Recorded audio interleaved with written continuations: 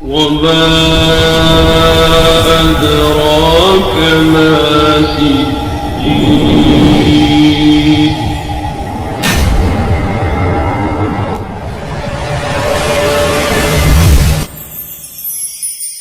আসসালামু আলাইকুম রহমতুল্লাহ।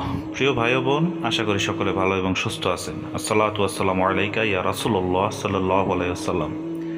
প্রিয় ভাই ও বোন, আয়াতুল মুলক বা সার্বভৌমত্বের যে আয়াতগুলোতে মহান আল্লাহ রব্বুল আলামিন যে সার্বভৌমত্বের ক্ষমতার মালিক, সে কথাগুলোই এই আয়াতগুলোতে পবিত্র কোরআনের সূরা আল ইমরানের ২৬ এবং ২৭ নং আয়াতে আল্লাহ পাক বলেছেন।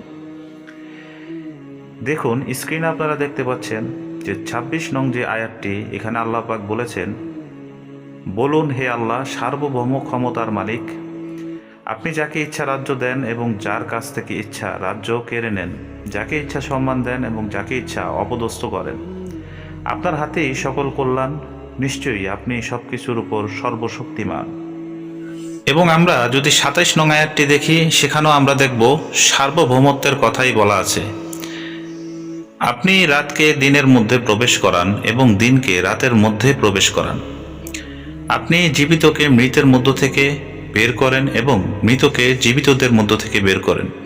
আর আপনি যাকে ইচ্ছা বেহিসাব রিজিক দান করেন বা রিজিক দেন।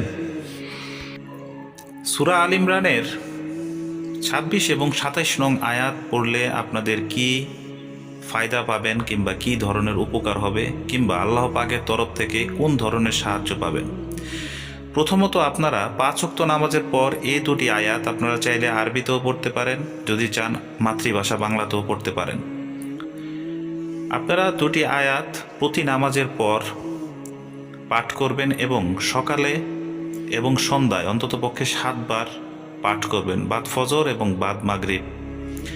ইনশাল্লাহ আপনাদের যদি অনেক কঠিন কোনো শত্রু থেকে থাকে, তাহলে শত্রু আপনার কাছে পরাস্ত হবে ইনশাল্লাহ।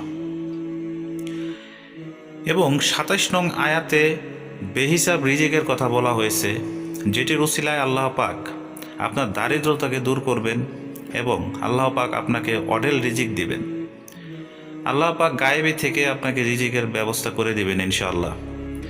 এক কথায় আপনাকে আল্লাহ পাক অমুখাপেক্ষী বানিয়ে দিবেন, অর্থাৎ কারো কাছে আপনার দ্বারে দ্বারে ঘুরে সাহায্য চাইতে হবে না।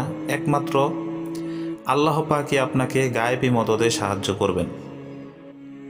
তাছাড়া প্রতিটি হরফের জন্য তো নেকি থাকবেই ইনশাআল্লাহ, সেটিও আপনারা ইনশাআল্লাহ পেয়ে যাবেন।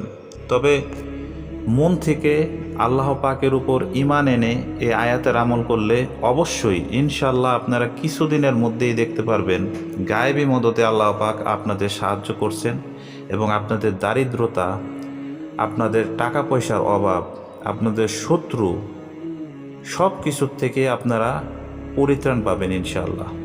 আল্লাহ পাক স্বয়ং নিজে আপনাদের দায়িত্ব গ্রহণ করবেন ইনশাআল্লাহ। অবশ্যই ফজরের সালাত আদায় করবেন সকলে, যদি পারেন তাহাজ্জুদের সালাত আদায় করবেন আর উত্তম। ফজরের সালাত যে ঘরে আদায় করা হয় না, সে ঘরে আল্লাহ পাকের রহমত প্রবেশ করে না। ফজরের সালাতের পর মাসনুন আমলগুলো করবেন এবং তার সাথে সূরা আল ইমরানের ২৬ এবং ২৭ নম্বর আয়াতের আমল জারি রাখুন। ইনশাআল্লাহ কখনো রিজিকের অভাব আল্লাহ পাক দিবেন না। সকলে ভালো এবং সুস্থ থাকুন। জাযাকাল্লাহু খাইরান। আসসালামু আলাইকুম ওয়া রাহমাতুল্লাহি ওয়া বারাকাতুহু।